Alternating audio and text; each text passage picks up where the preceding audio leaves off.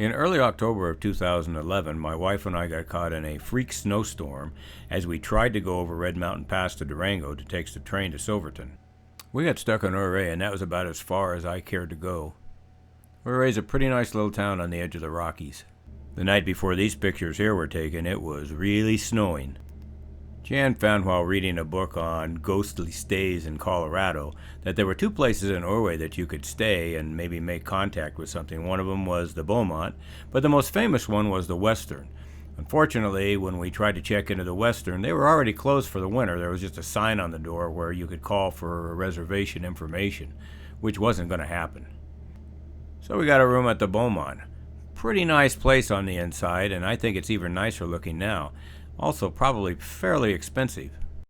It's been around since 1886, and according to that little ghost pamphlet, they have activity in both restrooms, the bar, and the grand ballroom. Unfortunately, when we got there, they told us the grand ballroom was not accessible. I can't remember. They were saying they were doing construction, or maybe they were rehearsing some kind of a play. I can't remember exactly what it was but we were told that we were not going to have access to it. That was discouraging because I never even got to see the inside of the ballroom, and from what I've seen, it's actually pretty elaborate.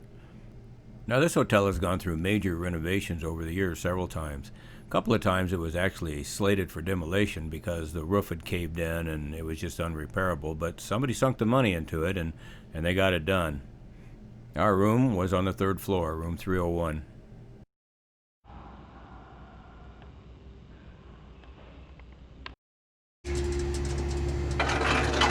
It's gonna look at people like me.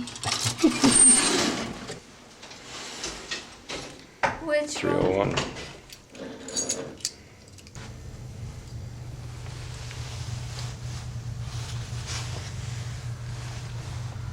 Yeah, Red Mountain Pass is just up the road, and it's a killer with ice on it. 1,500 feet straight down.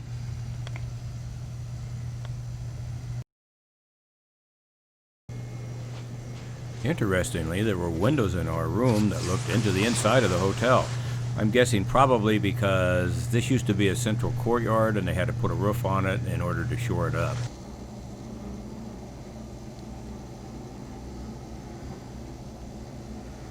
The room was very nice. A lot of antiques all the way around. And what about setting the equipment up? At this time I was still using the 16-bank wireless DVR that I had made for the Vendome. And we were still using high 8 tape cameras made by Sony because they were the only ones that had the infrared system known as Night Shot. And even though Sony had newer Night Shot cameras, they weren't in our price range, that was for sure. We had a millimeter, which was almost like a REM pod. They didn't exist at that time. And some cell sensor units, K2s, things like that, the usual stuff that we carry with us. My pride and joy was Wally. I named him after that Disney cartoon character because he kind of looked like it. Wally was a dual lens, one infrared, one broad spectrum lens camera in the 520 range, which was very high at that time. Now, of course, the GoPros are up in the 4K range, so Wally got left behind, and eventually I had to retire him. I sure did like using him, though. Jan and I both thought he had a friendly owl-looking kind of stare to him.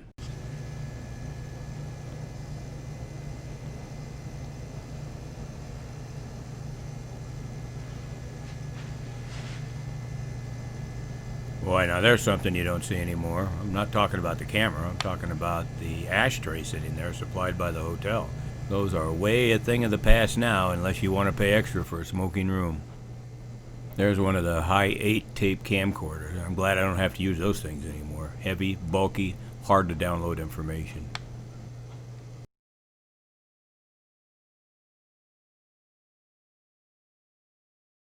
During this time period in our investigations, we had no way of capturing audio to the surveillance unit itself. And as you can see, the cameras, the wireless cameras, were actually fairly grainy compared to the high 8 tape-driven camcorders.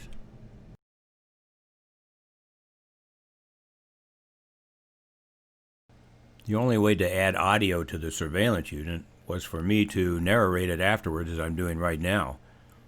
What a difference that latter-day technology has made, and some of the kids that contact me on this site just don't understand that. They ask me, hey, how come you Ghostbusters are always taking things in low grain resolution in order to get your captures? Why don't you use a GoPro? Well, maybe because at that time there was no GoPros. We did what we had to do with the money that we had to work with. And whatever your budget is, you will too. About 2 a.m., Jan's asleep and I'm on the prowl.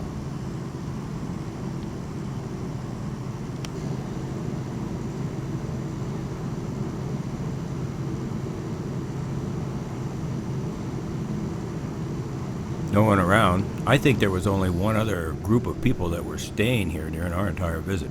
Outside of the doors of the grand ballroom, I did pick up something audible. EVP or worker? I don't know.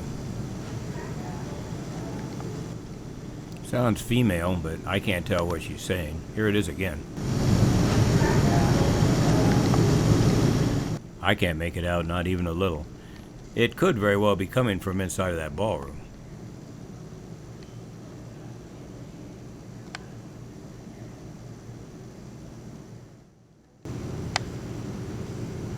The front desk area is locked up tight.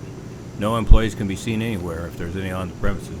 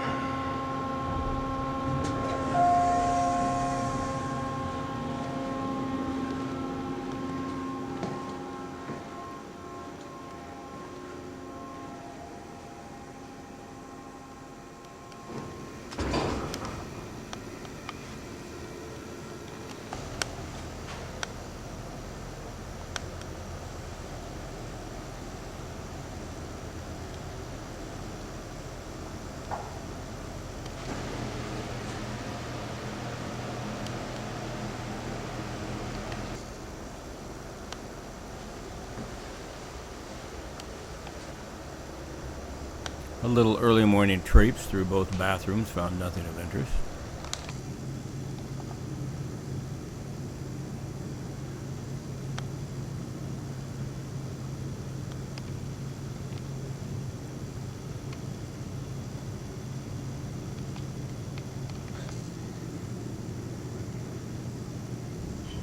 This is the sitting room next to the stairs and close to the bathrooms.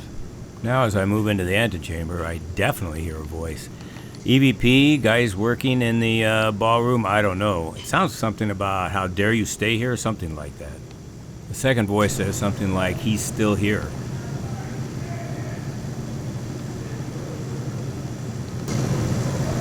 Again.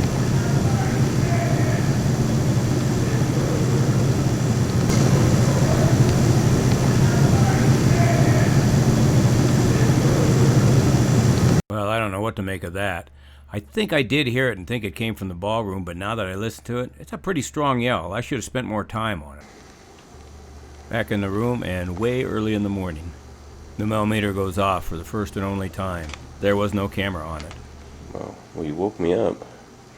Can you do something else? Did you like the millimeter? Well, I guess you know the epilogue to this story.